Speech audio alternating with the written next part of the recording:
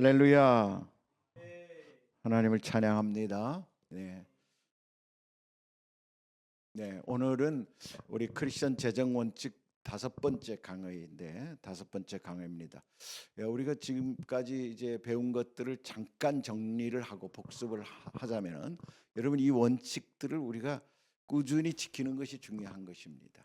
그래서 우리 계속해서 반복을 하는 것은 중간에 잊어버리지 말라고. 특별히 이 시즌 한 7강, 전체 7강이니까 우리가 중간에 2강을 빠졌으니까 한 9주 정도면은 한 2달, 2달 반 정도 되는 기간 동안에 여러분이 재정에서 나의 문제가 뭐고 내가 어떻게 하나님 나라를 확장시키기 위해서 어떤 마음으로 재정을 대할 것인가, 또 하나님 나를 사용하신다 그러면 어떻게 하시길 원하는가, 이런 부분들을 좀 깊게 깨달아서 적용하길 원합니다. 그래서 이걸 한꺼번에 할 수도 있지만 우리가 이렇게 시간 나눠서 하는 것은 우리 몸에 체질화시키기 위한 것이라고 여러분 믿으시기 바랍니다. 한번 정리를 해보면, 첫째, 우리가 뭘 배웠습니까? 이 재정을 배울 때 우리가 재정을 생각할 때 항상 만몬의 영을 생각해야 된다. 만몬의 영을 의식하고 인식하고 만몬의 영의 힘을 끊는 것이 중요하다. 이게 재정에서 내가 이 만몬의 증상이 10가지가 있다 그랬잖아요. 그런 증상이 나타납니다. 우리가 아무리 잘하려고 해도 또 나타나고, 이것은 오랜 동안 내려왔던 가계로부터 받은, 부모로부터 받은 그런 영향이기 때문에 이것이 하루아침에 끊어지지 않습니다. 그 재정에서 불안해하고 또 이렇습니다. 그러니까 이 만몬의 영을 발견하면 그 순간 또 예수 이름으로 기도하면 되는 것입니다. 예수 이름으로 내 안에 들어와서 역사하는 만몬의 영을 끊을지어다. 나서는 예수 이름 명하노니 7개를 떠나갈지어다. 기도하고 또 여러분이 그걸 믿는 거예요. 우리가 예수 이름으로 기도하면 주님께서 들으신 줄 믿고 이제 만몬의 영이 떠나갔으니 내가 또 다시 정신을 차리고 살아야 되겠구나, 이렇게 자꾸만 해야 되는 것입니다. 이것이 반복되다 보면 어느 순간에 이 만몬의 영이 떠나가서 그 다음엔 그 기도가 필요 없을 정도로 어떤 부분의 기도가 사라져 버리는 걸, 이제 문제가 사라지는 걸 느끼는 거죠. 두 번째는 하나님은 공급자이십니다. 공급자라는 거예요. 새의 믿음을 통해서 우리가 배웠지 않습니까? 새는 자기가 심고 거두고 창고에 거둬들이지 않아도 하나님이라고 생각은 못해도 누군가는 나에게 먹을 걸 준다라고 새가 믿기 때문에 그 새는 그렇게 산다는 거예요. 새가 무슨 농사를 짓고 씨를 뿌리고 자라게 하고 거름을 메고 추수하고 하지 않는 것은 하나님이 새에게 DNA를 그렇게 만들어 주셨기 때문에 그런 것입니다. 하나님의 생명이 새에게 그렇게 들어가 있기 때문에 우리 보고 새로부터 배우라는 거 아닙니까? 공중에 나는 새를 보라. 그 새에게서 배우라. 너희는 새보다 더 중요하지 아니하냐라고 말씀하시는 건 바로 하나님은 공급자시라는 것. 하나님은 처음부터 끝까지 공급자이심을 절대 잊으면 안 되는 것입니다. 세 번째는, 그래서 우리는 뭐라고 합니까? 하나님이 공급자이시면서 하나님은 당신의 종들, 당신의 백성들이 하나님 일을 하는데 재정이 부족함이 없도록 하신다는 걸 믿어야 되는 거죠. 공급자라는 의미는. 그러려면 우리가 뭐냐면 하나님이 우리에게 맡긴 고유의 비전이 있습니다. 각자에게 맡긴 비전이 다르지요. 그 비전을 받아서 그 비전을 위해서 일하라. 프로비전 공급은 비전을 위해 주신 것이다. 하나님이 시킨 일에 우리가 절대적으로 순종하고 하나님을 믿는 믿음 안에 서면 하나님이 당연히 책임지신다는 것, 그것을 우리가 믿어야 된다는 것입니다. 네 번째는, 그러기 위해서 우리는 끊임없이 훈련이 돼야 되는데 이 훈련을 유대인들은 어떻게 훈련합니까? 5 항아리를 처음부터 가지게 해가지고 만몬이 역사하지 못하도록 환경을 만들어주는 일을 한다는 것이에요. 11조에 대해 손대지 않도록 11조 항아리를 따로 만들어주고, 헌금에 대해서도 기준 비용을 정확하게 어느 비용이라고 성경에 나와 있지는 않지만, 그러나 일정 부분을 남을 위해 쓰라, 좋은 일을 위해 쓰라라고 하나님이 정해준 부분을 내가 결정해서 그 항아리에 넣고, 그 다음에 또 일상적인 필요한 부분을 위해서 저금을 하고, 그 다음에 또 하나님의 배가를 바라보며 투자도 하고, 그 다음에 우리 소비를 소비를 계산해서 소비 항아리를 두고 이렇게 5항아리를 만들어서 사용한다 그러면은 만몬이 우리를 영향 줄 가능성을 아주 현저히 줄여버린다는 겁니다. 이게 유대인들은 어렸을 때부터 이렇게 훈련을 받았지만 그들이 수천 년 동안 하나님의 이 지혜를 얻어서 만든 것이고 어렸을 때부터 그렇게 훈련을 시켜왔기 때문에 우리도 이렇게 따라 보면 유대인들이 지금 엄청나게 부를 가지고 전 세계를 호령하는, 세상적으로 호령하지만 우리 크리스천들도 하나님 안에서 하나님이 주신 재화를 가지고 하나님이 맡기신 일을 넉넉히 감당할 수 있을 정도로 하나님은 주신다는 것, 그것을 우리가 다섯 항아리로 우리는 알 수 있다는 거예요. 그 다음에 11조에 대해서 말씀드렸죠. 그 첫 번째가 11조인데 5항아리 중에 11조에 대해서 분명히 알아야 된다. 이건 율법 조항이 아니다. 11조는 하나님의 재정을 청지기로 사용하는 사람을 테스트하는 테스트다라는 걸 말씀을 드렸어요. 이것을 여러분 우리가 잘 이해해야 되는 것입니다. 11조를 안 하면서 하나님 일을 잘하겠다, 하나님 일에 많은 재정을 투입받겠다, 불가능하다는 얘기죠. 하나님이 그렇게 쓰지 않는다는 거예요. 하나님 것을 구별을 못하는 사람에게 어떻게 이 막 흐리멍텅한 사람에게 귀한 일을 맡깁니까? 세상 사장님도 그렇게 안 합니다. 하나님 분명히 우리는 알아야 된다는 거죠. 그 11조는 하나님 것을 돌려드릴 때 하나님이 우리를 내 것이 아닌 것을 잘 관리하는 것을 보시는 하나님의 자격 시험이다. 여기까지 우리가 5가지를 배웠습니다. 예. 그러면 예를 들어서 수영장에 우리가 공을 가지고 가서 이제 수영을 못할 때는 그 공을 가지고 아이들이 놀게 하잖아요. 주부를 가지고. 근데 그 주부에 뭐가 있습니까? 주부 안에 공기가 있죠. 공기를 넣어서 가져간단 말이에요. 공기 빠진 주부는 아무 의미가 없죠.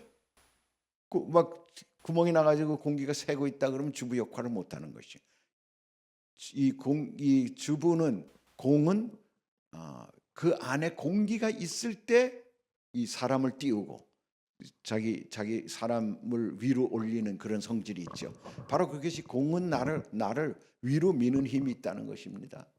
공은 항상 표면으로 올라오려고 하고, 공은 그 자체가 그 공기가 있으면은 어떤 그 부피를 볼 때 물보다 훨씬 가벼우니까 위로 아무리 집어넣어도 위로 올라오죠. 솟죠. 그래서 우리가 그거를 잘 누르고 있으면 우리를 띄우는 힘이 된다는 거예요.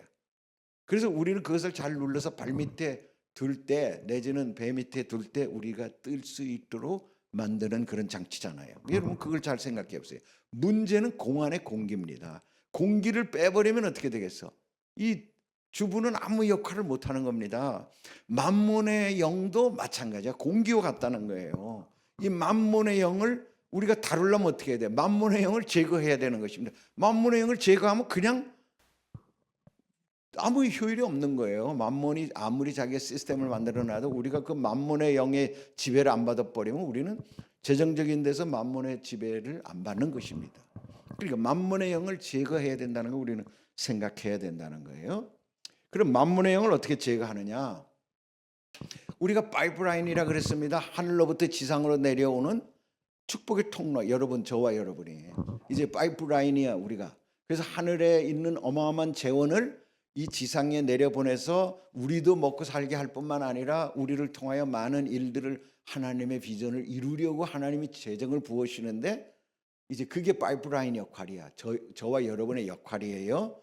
그런데 만몬이 거기에 개입을 한단 말이에요. 만몬의 영은 첫째 뭘 하냐면 두려움을 주는 겁니다. 돈이 없어지면 어떡할까? 돈은 항상 부족했어.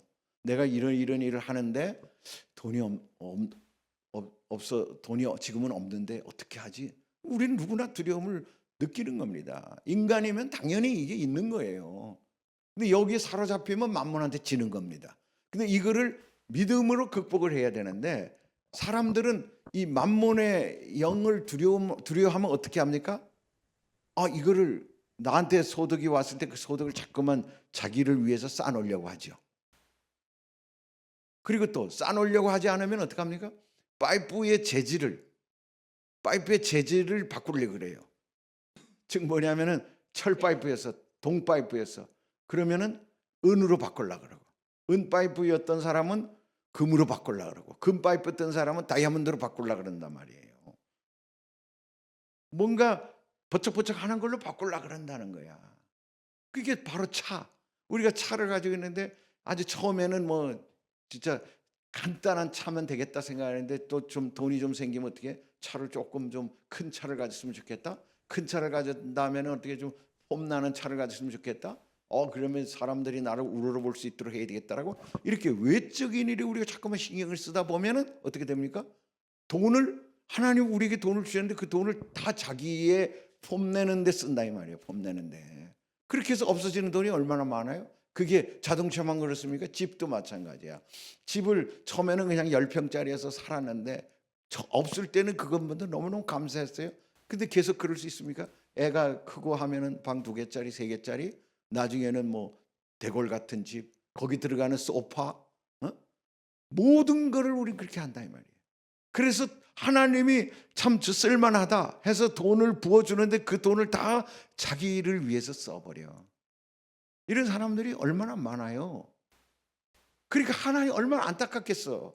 하나님은 하나님 나름대로 일을 하고, 하나님 일을 마무리하고 싶고 하나님 일을 하고 싶은데 거긴 관심이 없고 자기에게 복 주는 걸로만 생각하고 그렇게 써버리면은 하나님이 얼마나 안타까워하겠느냐는 거예요. 사이즈를 늘리느라 돈이 쓰여지는 것이. 이게 평범한 두 번째 사람들이 행하는 일이라 그랬죠. 두 번째 사람들이. 그 다음에 소비의 문이 열려 있으면 어떻게 될까? 소비의 문이 열려 있다는 건 뭡니까? 들어오는 쪽쪽 나가는 거야. 그러면은 돈이 모이지 않죠. 돈을 또 하나님 일에 쓸 수가 없죠. 물론 여기서 소비의 문이 열려 있다는 것은 소비라는 거지 하나님 일에 열려 있는 거를 얘기하는 건 아니에요. 내가 작년까지는 돈이 없어서 내가 못한 것이 있어요. 밍크 코트를 하나 사 입자. 이렇게 이제 사 입을 수는 있지만 그런 식으로 생각을 모두가 해버리면은 돈이 들어와도 다 나를 위해 쓰게 된다는 말입니다. 그래서 소비의 문을 닫을 줄 알아야 된다. 적당한 소비의 원이 닫힌 문이 되는 사람이 하나님 나라에 쓰임받는 자가 된다는 것. 그러려면 가치관이 분명해야 될 거 아니야. 하나님 나라에 대한 가치관이 분명할 때 이 자기 소비의 문을 닫을 수 있는 거 아닙니까?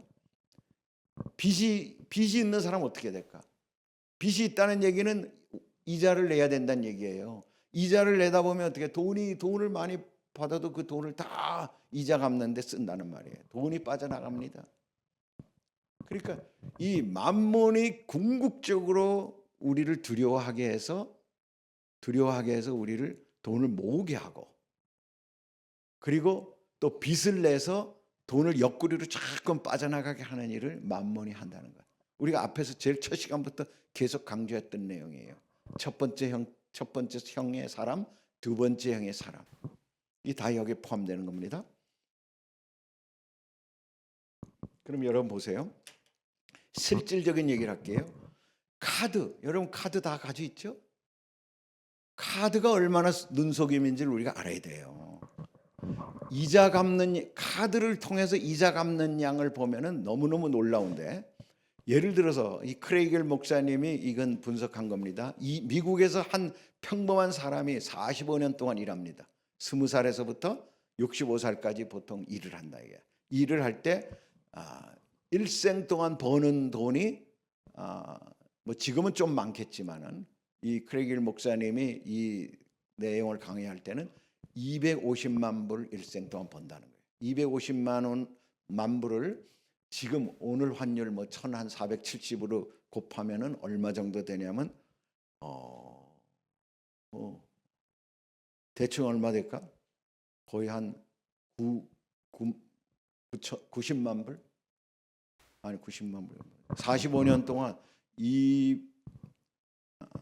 일생 동안 그래요. 그래 한 달에 평균 버는 게 한 8천만 원. 1년에. 그러니까 얼추 짐작하죠? 미국의 소득이 한 6만 불 정도 된다 그러면은 뭐 이 정도 되는 거예요.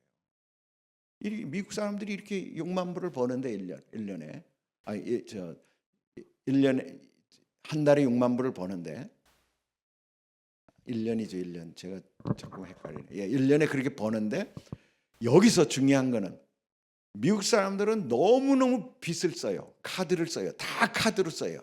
그래서 소득의 65%를 이자와 빚을 갚는 데 쓴다는 거예요. 이런 집세 내야죠. 차, 또 크레딧 카드 빚 갚는데 쓰는데 65%. 그러면 예를 들어 가지고 25억 뭐 한 30억을 버는데 65%라 그러면 얼마를 쓴다는 거예요? 거의 3분의 2를 쓴다는 거예요. 20억은 이자로 나간다는 거예요. 실제 자기가 쓰는 건 10억밖에 못 쓴다는 거예요. 이게 여러분 이걸 계산해 보면 그렇게 돼요. 근데 사람들 그걸 모르고 카드로 쓰는 거야. 근데 여러분 카드도 신용카드를 말하는 거죠. 체크카드를 말하는 게 아니에요. 그리고 이때는 이자가 더 높았어요.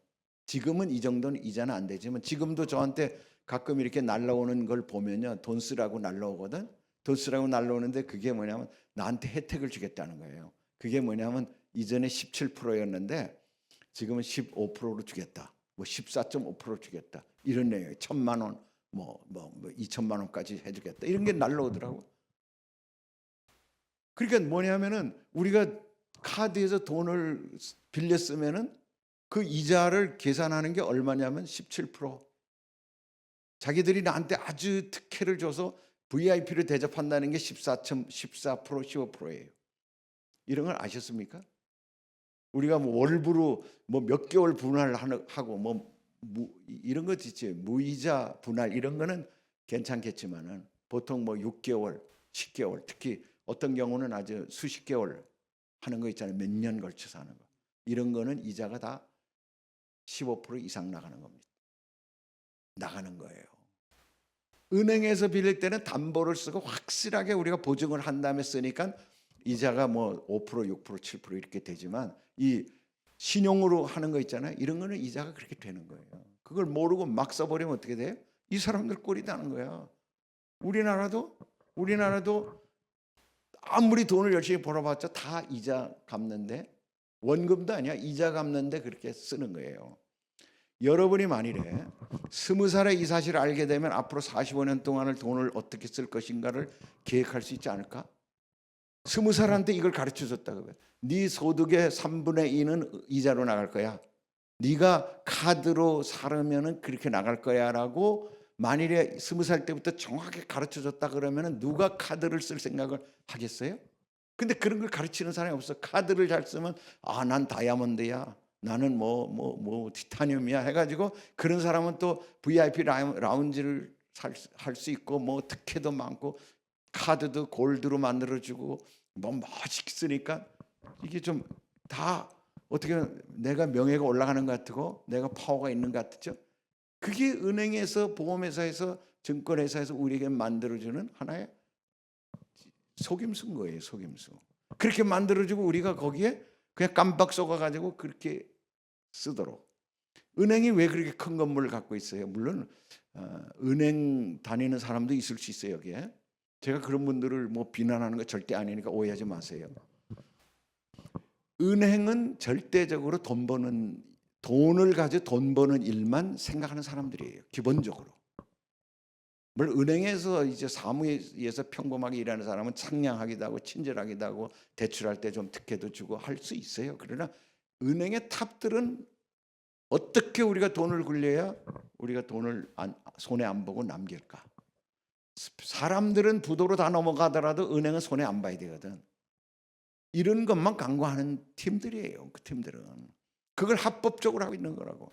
그러니까 사단은 어떻게 합니까? 도적은 도적질하고 죽이고 멸망시키려고 온 것처럼 아주 전이대로 이 지금 전 세계의 은행 시스템은 바로 자본 시스템은 편리를 주면서 소위 말하는 사단의 전이 부대로 일하는 것입니다. 참 이걸 생각하면 얼마나 끔찍합니까? 학개서 1장 5절 6절 너의 길을 네가 생각해라. 네가 많이 심었지만 거두는 것은 많지 않다. 많이 심었어요. 많은 일을 해. 수고는 많이 하는데 거두는 건 없다는 거예요. 내가 많이 자료에 넣었지만 옆으로 샌다 이 말이에요. 많은 사람들이 이렇게 느낍니다. 내가 돈을 많이 계좌에 넣었는데 돈이 다리가 있는 것처럼 어디를 도망간다고 생각합니다. 왜 이렇게 나는 돈이 없어질까? 왜 세금을 그렇게 많이 내야 되고 왜 뭐 이런 게 어디 다 없어질까? 제가 예를 들어서 처음에 사업을 할 때 35년 전 얘기예요. 그러니까 지금으로 따지면 환율 가치는 얼마나 차이가 날지 생각해 보면서 35년 전에 제가 그 당시에 제가 신학교 가기 전에 1년에 3, 40억 매출을 우리 회사에서 했는데 그래서 1년에 우리가 버는 돈이 3, 4억이었어요. 3억 정도 벌어서 제가 계산해 제가 이 회계 경리 이 재정을 맡았기 때문에 다 계산해서 알죠.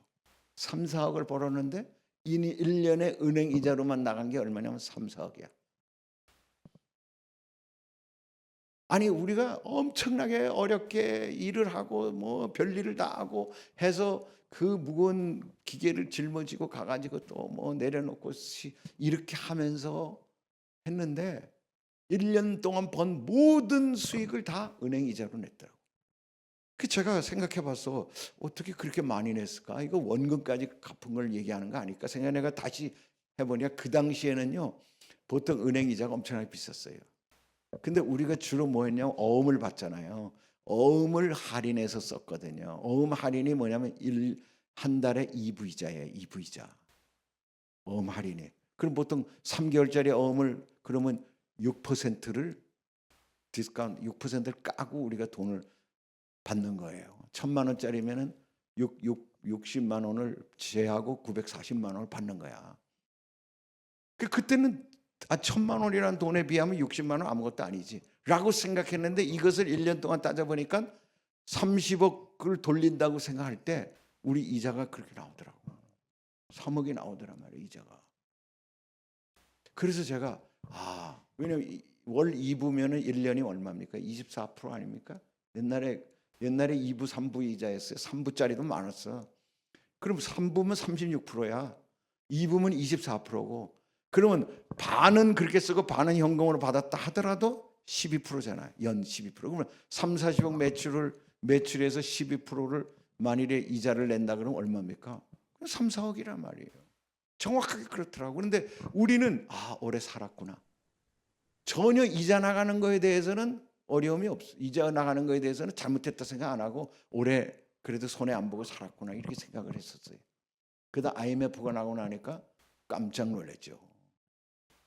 제조업을 하는 사람들이 위에 금융업을 하는 사람도 있다는 걸 아는 거예요. 그때 금융에 대해서 내가 눈을 뜨기 시작한 거야. 그때 돈의 흐름이 얼마나 중요한지, 그 다음에 이 환율, 지금도 환율이 많이 올라가지만 이 환율에 대해서 또 얼마나 문제가 있는지 이런 것들을 조금 눈을 뜨기 시작한 거예요. 그리고 제가 신학교를 들어간 겁니다. 미국 사람들은 돈 버는 큰 비결을 배웠어요. 아주 경영하게 미국에서 발전한 거 아닙니까? 그 돈을 유지하는 법을 알지 못했습니다. 유지하는 법을 알지 못했어요. 그래서 이런 통계가 있어요.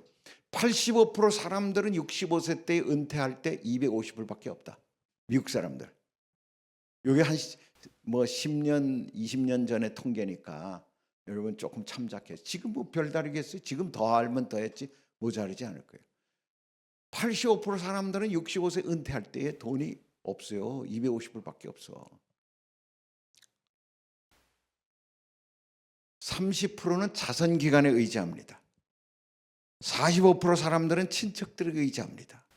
23% 사람들은 65세가 되어도 은퇴를 못합니다. 왜냐하면 계속해서 일을 해야 하는 부담이 있는 거죠. 애들이 아직까지 어리다든가 또 들어가는 론 받은 게 너무나 많다든가 하면 계속 일을 해야 되는 거예요. 제 또래는 지금 미국에서 사는 친구들이 있는데 65세 넘어서 70이 다 됐잖아요. 지금도 일을 해야 돼요. 일을 안 하면 살 수가 없어요. 왜냐하면 그 달 벌어 그 달 살아야 되기 때문에. 그분들이 미국에 30년 이상 살았어요.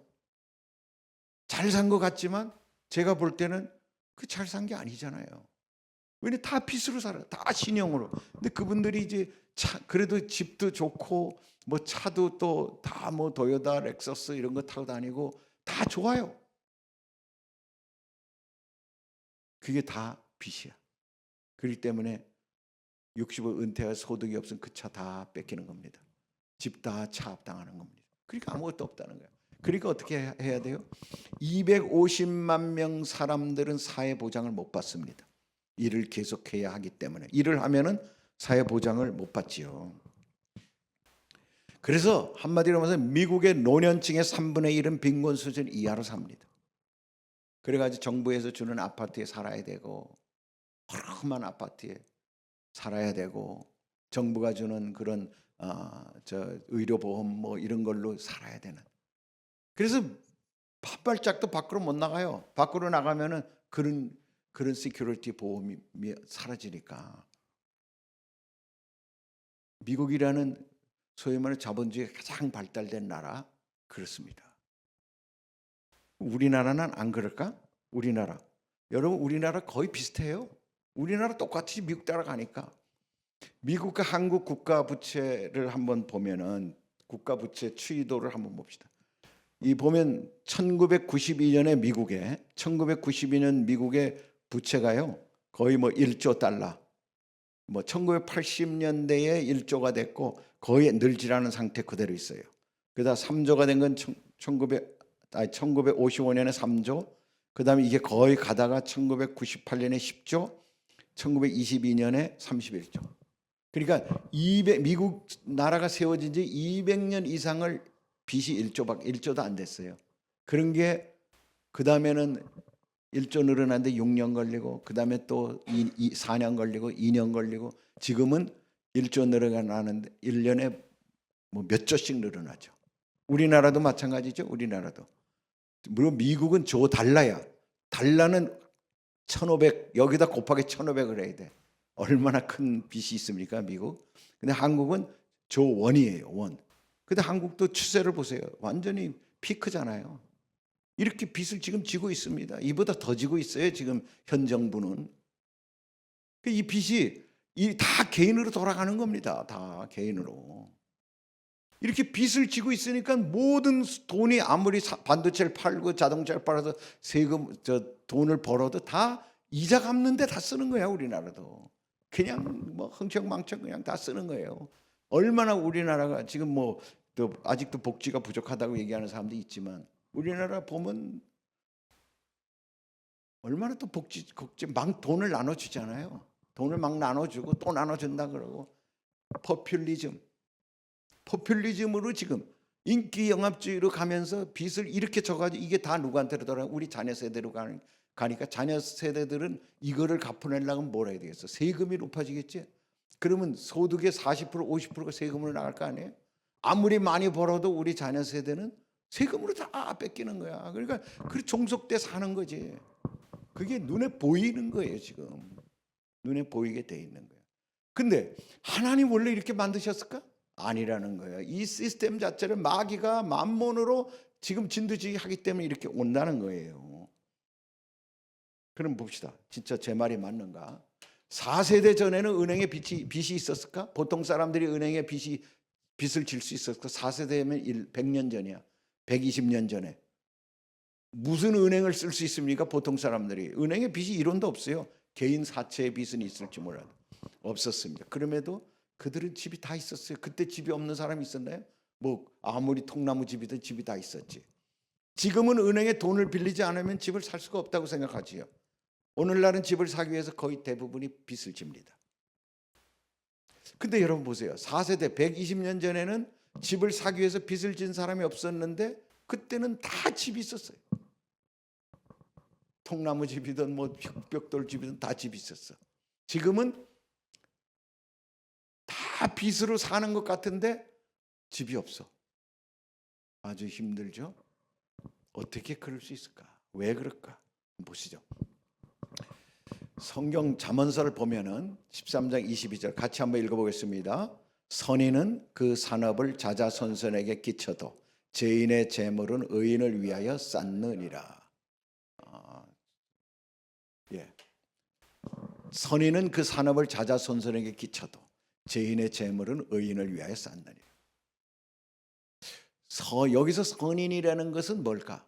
선인은 하나님을 믿는 사람을 말하는 거예요. 죄인은 하나님 믿지 않는 사람을 말하는 거예요. 이 하나님 믿는 사람은 산업을 자자손손에게 끼친데 자자손손에게 영향을 준다는 거야. 부를 소위 말하면 전수할 수 있다는 거야. 그런데 죄인의 재물은 죄인이 아무리 재물을 많이 가져도 그거는 의인을 위하여 쌓느니라. 어떻게 보면 불공평한 것 같죠? 지금 우리나라에서 이런 얘기했다가는 딱이 맞을 것 같아. 그래서 내가 보니까 우리 재정 이 너무너무 중요한 재정 강의인데도 별로 사람들이 안 듣는 걸 보면 뭐 여기 들어온 분들 제가 한번 볼게요. 다 안 보여 여기 스마트폰이라서. 근데 여기 계신 분들은 지금 내가 볼 때 목사님 생각해서 들어와 있는 분도 있어 지금. 내가 안 들어올 수는 없고 지금 여기서 떠나서 딴 일하는 사람도 있을지도 몰라. 내가 안 보이거든 지금. 다 꺼놓고 얼굴 꺼놓고 있기 때문에 한번 얼굴 보여줄래요? 보시 우리 감사합니다. 다 보여줘 봐요. 보세요. 여러분 하나님의 약속은 이 유대인들이 왜 그렇게 부자로 사는가? 제가 부자 만들려는 게 아니라 그랬어요. 형통한 사람을 만들려는 거예요. 여러분이 형통해졌으면 좋겠다는 거야. 그런데 선인은 그 산업을 자자손손에 끼쳐도 죄인의 재물을 의인을 위하여 쌓느라. 유대인들은 이걸 왜 이 구약 성경을 달달 외우죠? 이걸 아주 그냥 목숨처럼 붙잡고 사는 사람이니까 당연히 내 자자손손에게 내 부의 영향력을 줘야 된다고 생각하는 사람들인 거예요. 그런데 우리 크리스천들은 이걸 알지도 못해. 이런 걸 주목해서 누가 설교하지도 않아요. 요즘 이런 걸 얘기한다 그러면은 뭐 하는 거야 지금? 부의 불공평을 주장하는 거야? 라고 말할 거예요. 그래서 사실은 지금 가치관이 얼마나 지금 우리 정부의 가치관, 지금 전 세계에 돌아가는 이 가치관이 얼마나 하나님의 나라에서 멀어졌는지를 우리가 알 필요 있어요. 근데 여러분도 그렇게 살면 안 되는 거예요. 여러분은 하나님의 나라에 들어오세요. 유대인들은 그렇게 하는 거예요 지금. 그들은 세상을 믿지 않아요. 그러면서 하나님의 약속을 바라보고 사는 사람들이에요. 근데 이제 그들은 문제가 뭐죠? 예수를 안 믿으니까 영혼의 복이 없는 거예요. 그러나 언약의 백성으로서 언약의 축복은 받는 거라 이 말이에요. 우리는 영혼육의 축복뿐만 아니라 언약의 백성으로서 하나님의 이 형통의 복도 우리가 받을 의무가 있다 이 말이에요. 어떤 사람은 그 자녀의 자녀, 즉 손주들에게도 유산을 남깁니다. 할아버지, 아버지가 돈을 모아 함께 재료를 사고 공동체로서 함께 집을 짓는 것입니다. 사람들이 서로를 축복한 것이에요. 한 세대에서 다음 세대로 축복을 합니다. 옛날에 시골에 살 때 시골에서 새로 장가를 가면은 시골 사람들이 친척들이 모여서 통나무 하나씩만 기증하면 되는데 그 집을 안 져주겠어요? 그래서 집을 다 자기 집을 갖고 살았던 거야. 정 안 되면 동네에서 좀 해가지고 집을 하나 쳐줘. 그 집이 좋은지 안 좋은지를 몰라도 다 집을 있게 만드는 거지 집 사느라고 빚지게 살지 않았다 이 말이에요. 지금은 부모들이 뭐라고 말합니까? 나도 내 혼자 사느라고 힘들어.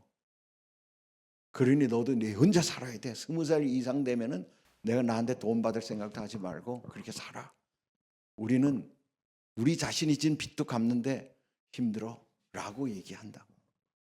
이게 성경적일까 아니야 이 말이에요. 일면은 각자 노력해가지고 개미처럼 열심히 해서 살게 하는 그런 것은 성실함을 주는 거는 당연히 근면함과 성실함을 주는 거는 성경적이야. 그러나 중요한 거는 아이들이 결혼해서 시작할 때부터 만몬의 지배를 받고 살게 만든다는 거예요.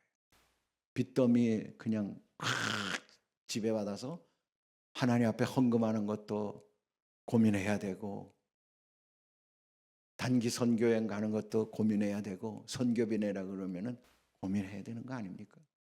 모든 시스템을 지금 하나님 나라를 위한 일에 다 방해가 되도록 이 세상이 만들어 놨다는 거예요. 세상 임금이 누굽니까?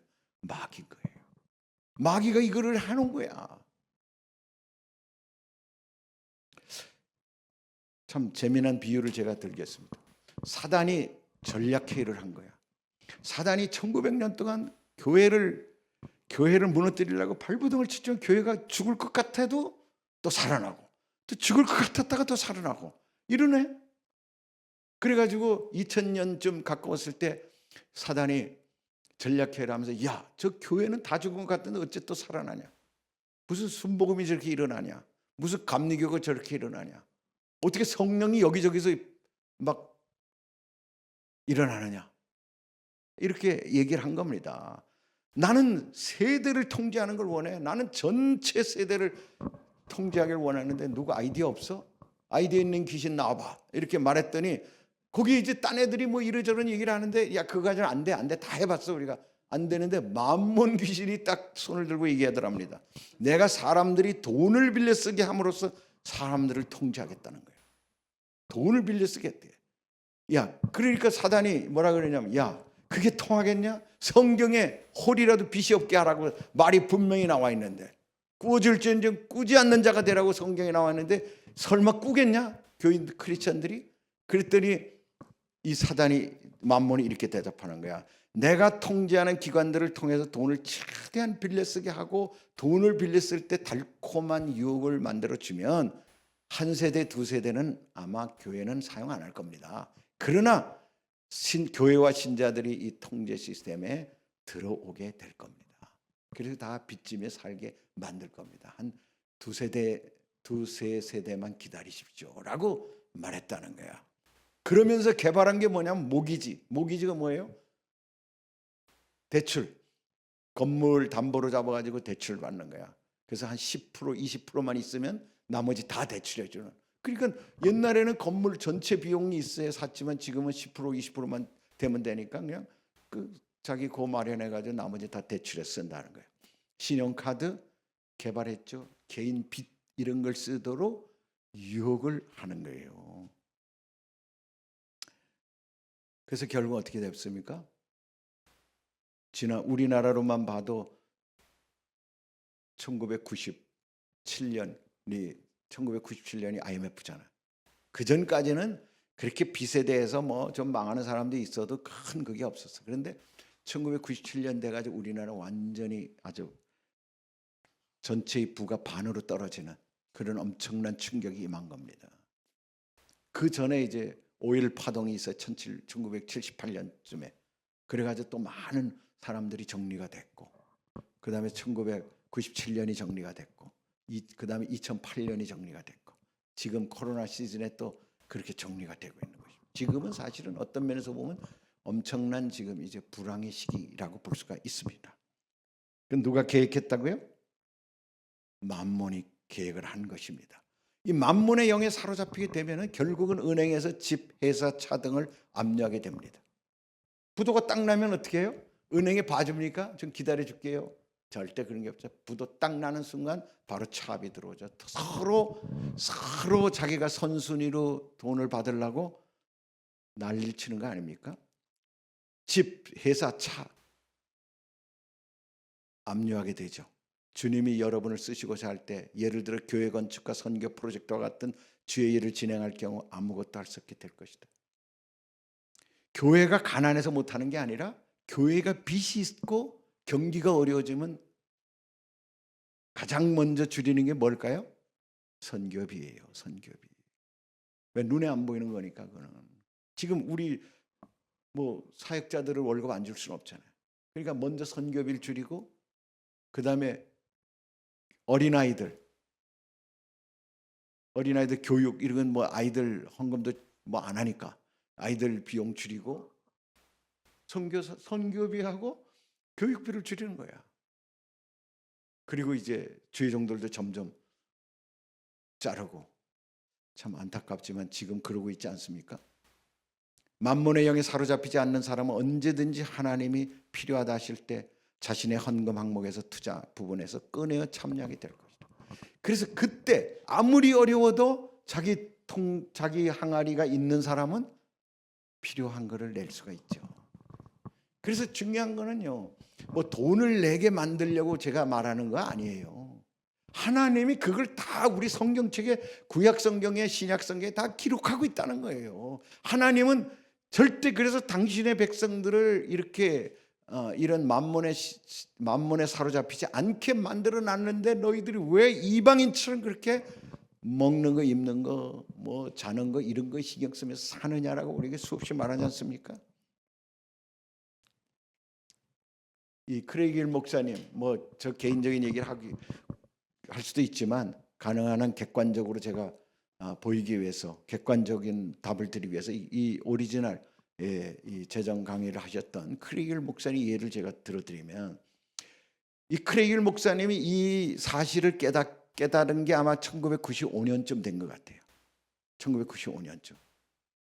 그런데 그는 신용카드로 빚진 적이 없었어요. 신용카드를 가지고 뭐 빚을 뭐 예를 들어 카드에 론을 쓰고 이러지는 않았어. 그런 형편은 아니었지만 자기 주택을 모기지로 해서 빚을 졌어요. 한 달에 얼마씩 내야 돼. 근데 어느 날 하나님 그에게 이걸 깨닫고 난 다음에 말씀하시더라는 거예요. 너는 노예다. 너는 나에게 순종할 수 없다. 내가 원할 때 너는 나를 순종할 수 없다라고 말씀하시더라는 거예요. 너무 가슴이 아팠대요. 그래서 그때에, 그러니까 2000년 되기 전이죠. 2000년 되기 전에 하나님에게 약속했다는 거예요. 이제 우리는 은행 회사를 섬기지 않겠어요. 은행이나 회사가 나의 주인이 되게 하지 않겠어요. 거기에서 내가 빚을 져가지고 내가 그들의 어떤 그런 요청 때문에 내가 하나님 일을 못하는 일이 없도록 하겠어요. 그리고 매달 할 수 있는 한 추가의 돈을 더 넣어서 모기지 부채를 갚아나갔대요. 근데 너무 놀라운 것은 그들이 노력할 때 하나님 기적적인 방법으로 배가시켜 주더라는 거예요. 그래서 일찍 빚을 갚게 했다는 거예요. 여러분, 이거 중요한 것입니다. 우리가 노력할 때 하나님이 거기에 배가를 시켜주는 거예요. 아니, 내가 다른 사람의 빚을 져놓고 아무것도 안 하고 있으면 그 사람이 나를 욕만 하지, 점점 화가 나겠지, 뭐 나에 대한 동정심이 있을까요? 그런데 내가 한 달에 10,000원씩이라도 진짜 죄송하다 그러고 이게 말이나 되냐 하면서도 10,000원씩 꼬박꼬박 넣어주면은 그 사람이 몇 년 지나면 감동이 될 거 아니겠어요? 야, 진짜 제가 돈이 없어 그렇지, 제가 나를 이렇게 빚을 안 갚으려고 하는 아주 근본적으로 안 된 인간은 아니구나. 그래서 하나님 감동을 주신다 이 말이야. 그래서 야, 내 이제 그만 받을게. 너 돈 되면 갚아라 라고 면제해 줄 수 있단 말이에요. 그게 하나님이 우리를 하시는 일이라는 거야. 아니, 성경에 그런 내용이 나오잖아요. 너무너무 많은 빚을 진 그런 1만 달란트 빚진 자에게 그걸 다 탕감해 줬잖아.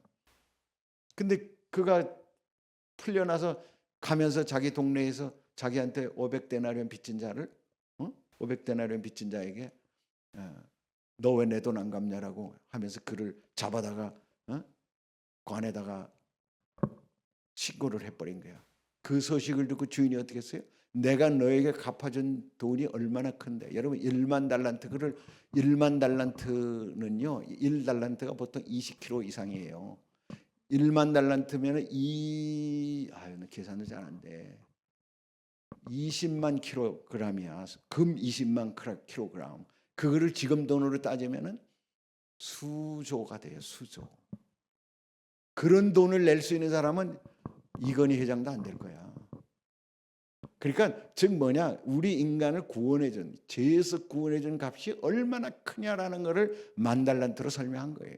그리고 500데나리온은 노동자 하루에 품삯이 한 달에 하루에 품삯이 1데나리온이잖아. 500일 동안의 품삯이야. 그럼 한 2년 품삯이지.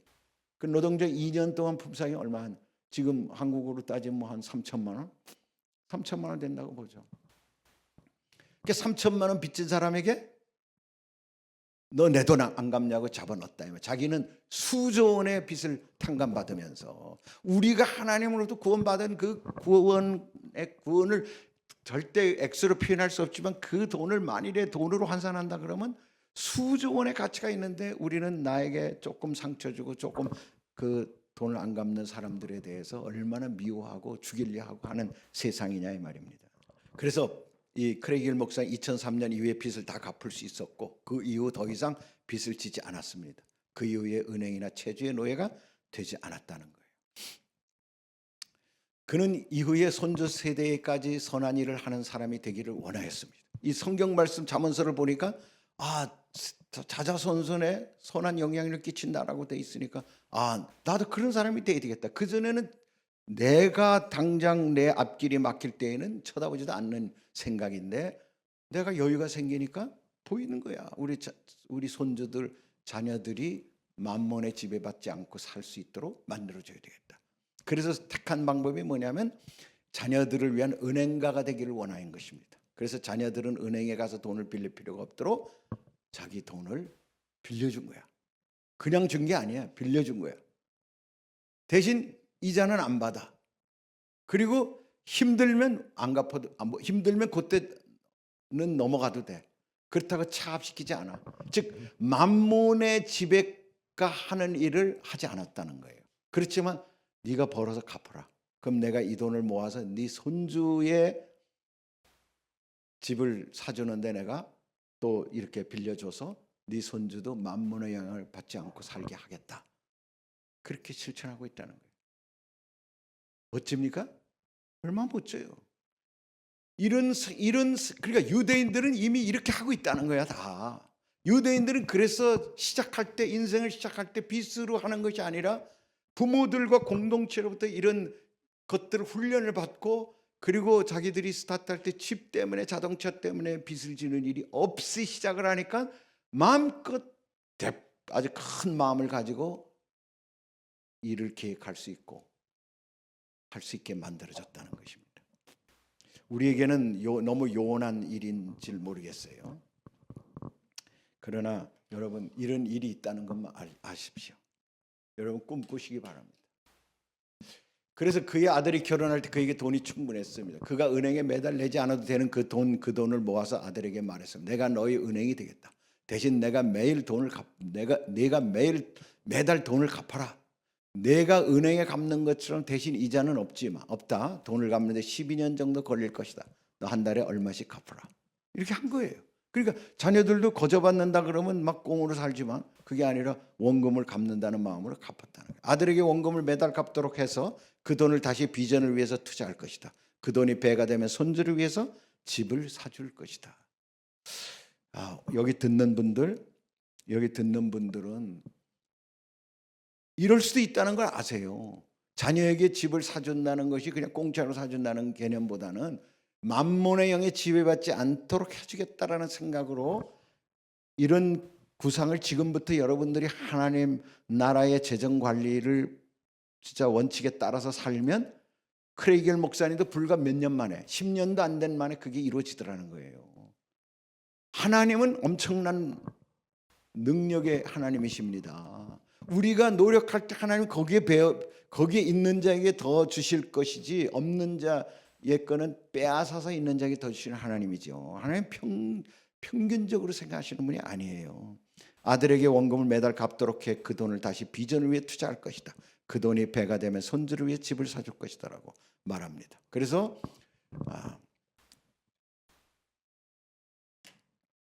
다섯 번째 크리스천 재정 원칙의 핵심은 두 세대에게 유산을 남기라.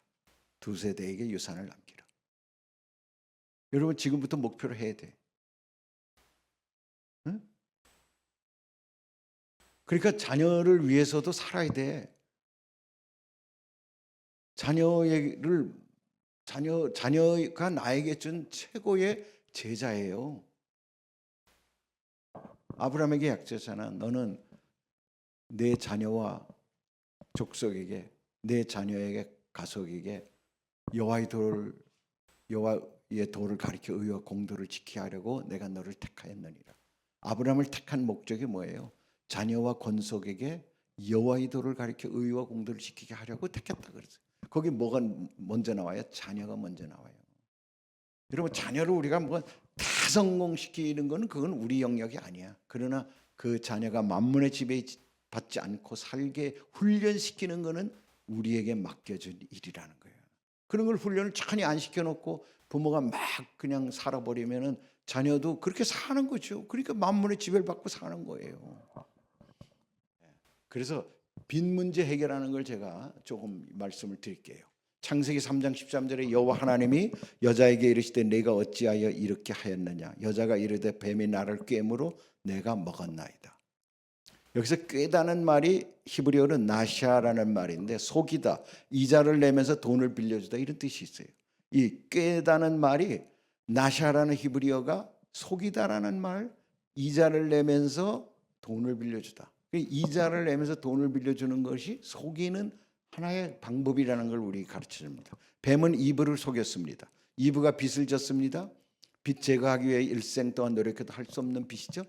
죄의 빚을 받은 거죠. 돈을 빌려주면서 이자를 내게 하는데 평생 동안 빚을 갚아도 그것을 갚을 수 없게 만들었습니다. 사람들은 자기가 노예화되는 것을 모르면서 돈을 빌립니다. 여러분, 돈이 저는 하나님이 돈으로 훈련을 시켰어요. 그래서 돈에 많은 훈련을 받았어요. 진짜 죽을 고비도 돈을 통해서 받았고 또 사업을 하면서 그런 많은 그 훈련들이 돈으로 리트머스 시험지 같이 훈련을 시켰어요. 어떤 사람은 건강으로, 어떤 사람은 또 자녀로, 어떤 사람은 남편으로 다 훈련의 방법이 틀려요. 저는 하나님이 돈으로 그렇게 왜냐하면 오늘 이때를 위해서 그렇게 훈련시킨 것 같아요. 제가 이 강의를 할 수 있도록. 그리고 저의 모든 사역은 그때 그 경험이 스타트돼 가지고 시작돼서 지금까지 오게 만드는 거예요. 근데 이 이브가 빚을 져서 결국은 속아서 그 빚을 제거하는 게 스스로는 안 되잖아요. 예수님 오신 거 아닙니까? 그런 것처럼 빚을 지게 하는 것은 사단의 아주 강력한 현대인에 대한 속이는 방법이라는 거예요. 꿰는 방법이라는 거예요. 여러분이 이곳에 있는 사람이 5년 내지 10년 동안의 빚을 제거할 수 있다면 여러분은 하나님 나라를 위해서 많은 일을 할 수 있을 것입니다. 지금은 은행의 이자로 많은 액수가 나가고 있습니다. 은행은 하나님 나라를 위해 돈을 쓰는 시스템이 아닙니다. 은행이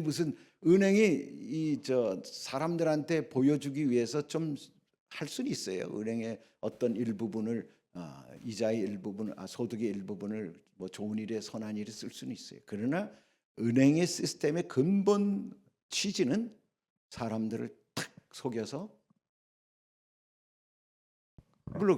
물론 광명한 천사같이 내가 돈을 빌려주고 이자를 조금 내지만 돈을 빌려줘. 그 돈 가지고 살게 하고 이렇게 만드는 저 윈윈 시스템인 것 같지만 궁극적으로는 도적질하고 죽이고 멸망시키려는 계획을 사단이 실시하고 있는 거라 이거예요.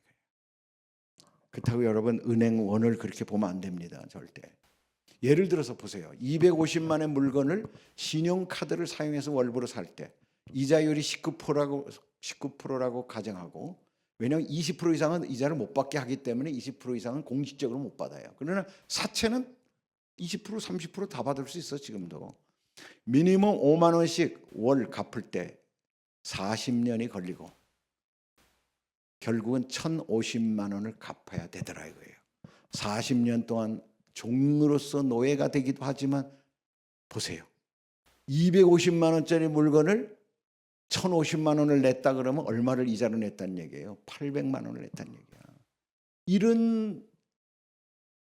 우리가 집을 살 때 보통 집을 살 때 40년, 30년 이렇게 사거든. 물론 정부가 얼마 이상은 못 받게 해라 해가지고 이자율이 그렇게 높진 않지만 다 따져 보면은요 어마어마한 이자를 내고 사는 거예요. 내고 사는 것입니다. 배보다 배꼽이 더 큰 것이에요. 뭐 그거 없으면 어떻게 집을 삽니까? 그런 시대가 되게 만들었다 이거예요. 그러나 유대인들은 그거 없이도 집을 살 수 있었다는 거예요. 지금부터 여러분이 노력하면 10년 이내로 반드시 그런 삶이 된다는 걸 믿으세요. 어떤 사람은 이미 그렇게 살고 있는 사람이 있을 수 있어요. 진짜 부채 없이 카드 안 쓰고 그렇게 사는 사람은 빚질 일이 없잖아요. 지금부터라도 자유롭지.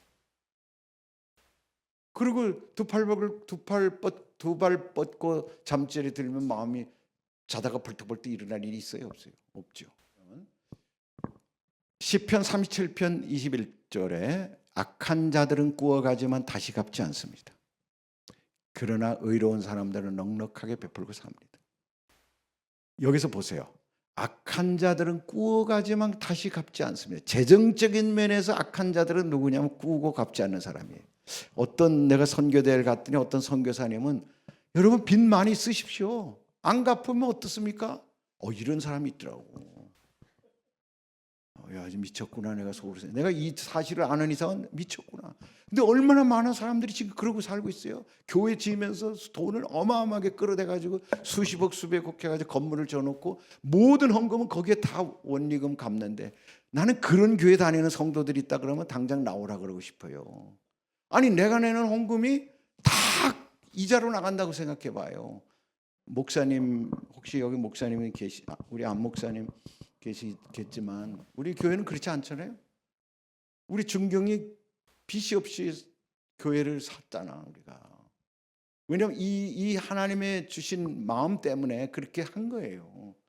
상황은 절대 그게 아니죠. 빚을 절대 안 지겠다라고 기도하고, 그리고 하나님께 기도했더니 하나님이 그렇게 하게 하신 거예요. 자동차도 우리 중경은 교회 시작해놓고부터 자동차도 빚으로 산 적이 없어요. 돈을 월 내고 산 적이 없어요. 현금 없으면 안 사버렸지. 그렇게 않는 사람들을 제가 비난하는 거 아니에요. 왜냐하면 그 정도로 치열한 싸움을 하지 않고는 빚을 지게 되어 있는 구조예요. 욕심이. 아니, 빚 조금 내면은 그냥 좋은 차 바로 살 수 있는데 그걸 기다리고 뭘 새벽마다 기도하고 그럴 필요 뭐 있느냐고 생각하기 쉽죠. 그러나 이 빚을 지면 안 된다는 걸 제가 처절히 느꼈기 때문에 그 어떤 그런 일이 있을 때는 항상 기도하면서 하나님, 돈을 빌리지 않게 해주세요. 주의 종이 수치를 당하지 않게 해주세요.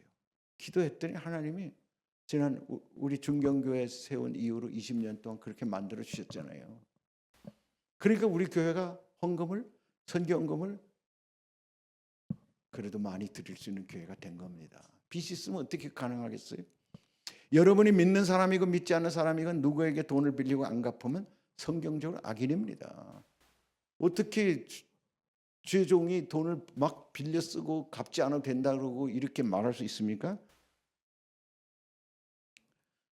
그럼 부채 해결을 위한 성경적인 방법이 뭔가? 진 빚에 대한 책임을 받아들이고 회개하라. 여러분, 회개해야 되는 것입니다. 내가 빚은 악한 거구나. 이 빚을 쓴 것, 내가 막 그냥 신용으로 막 끌어 쓴 거, 이런 것들이 악한 거구나라고 회개해야 돼. 회개로부터 시작돼, 모든 게. 그 다음에 두 번째, 채권자들에게 정직하게 자신의 계획을 말하라. 내가 지금 버는 수입이 얼마인데 내가 못 갚아서 미안하다. 정직하게 얘기하고, 그러면서 내가 그러나 매달 작은 양이어도 그것을 갚도록 계획을 세워야 되는 것입니다.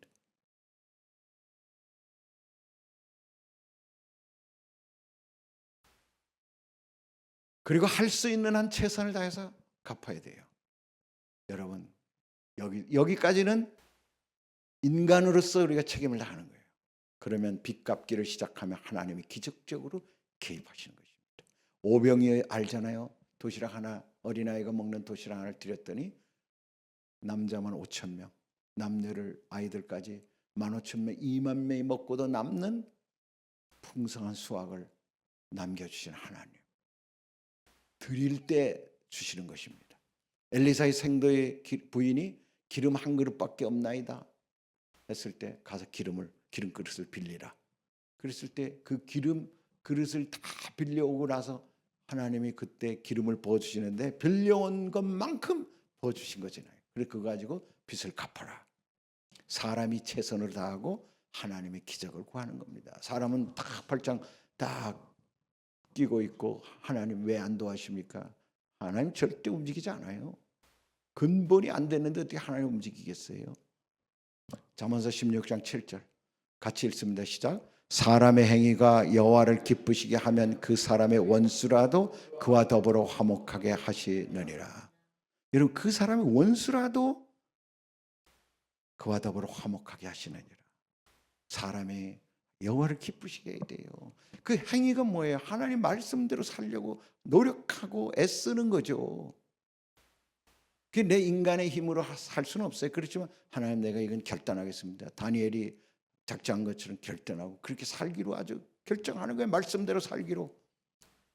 그렇게 하면 하나님이 기름 부으셔서 그 일을 감당하게 해주시고, 또 사람들도 돕는 손길을 통해서 그런 일들을 돕게 만들어 주시는 것이라는 거예요.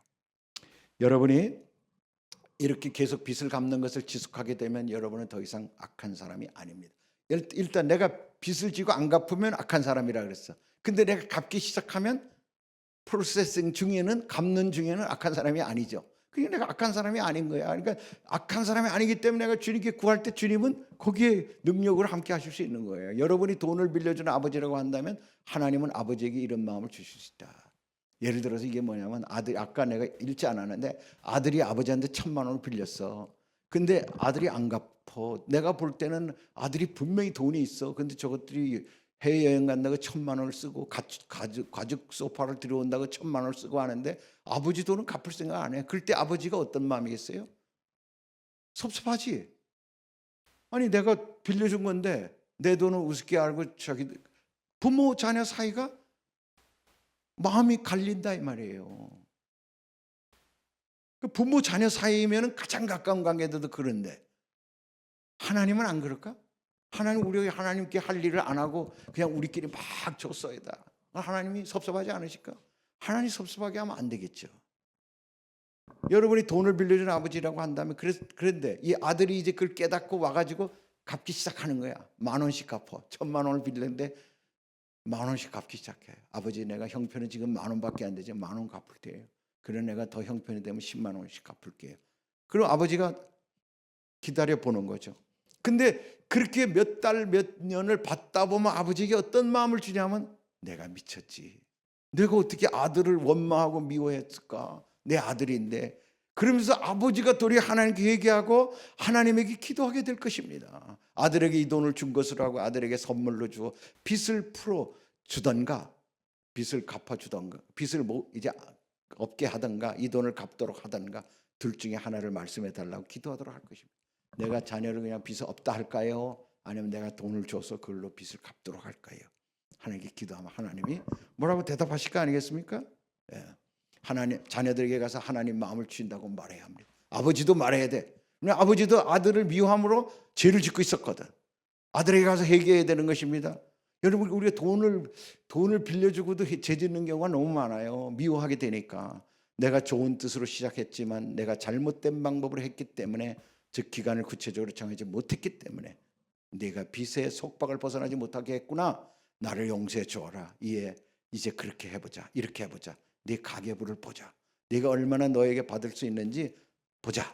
기간과 양을 정하고 아들이 그것을 책임지도록 보겠다. 네가 그러면 한번 소득이 얼마고 갚을 수 있는 능력이 얼마인지 내가 보고 내가 탕감해 줄 건 주고 갚게 할 것 갚게 하겠다. 이렇게 타협을 해서 매듭을 짓는다는 거예요. 그러면 자녀가 죄책감으로부터 벗어나게 되겠죠. 더 이상 자녀들이 악한 사람이 아니 되는 것입니다. 고개를 숙이고 사는 사람이 아니고 이제 아들이 아버지 집을 기쁜 마음으로 방문할 수 있는 데가 되는데, 만약 빚을 져놓고 안 갖고 있으면 올 수 있겠어요? 못 오죠. 가정 안에서 이것을 이해하는 것이 중요하고 해결하는 것이 중요하다는 거예요.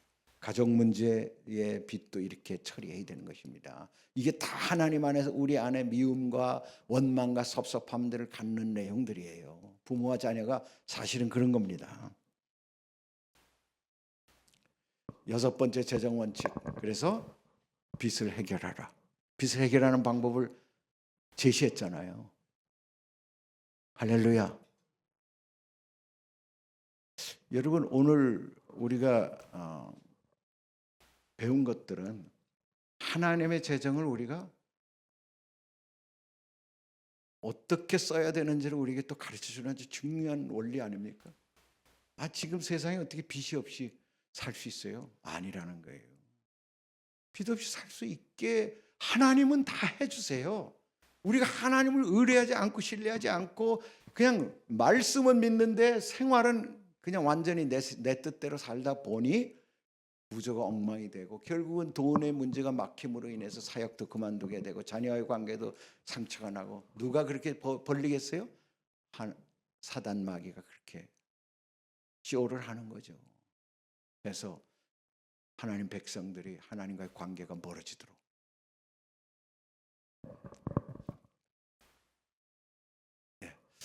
이런 내용들을 가지고 오늘 여러분 우리가 말씀을 나누고요. 할렐루야. 하나님께 영광 돌립니다. 감사합니다. 여러분 승리하셨습니다. 하나님께 영광 돌리고 여러분 또 다음 주에 뵙겠습니다.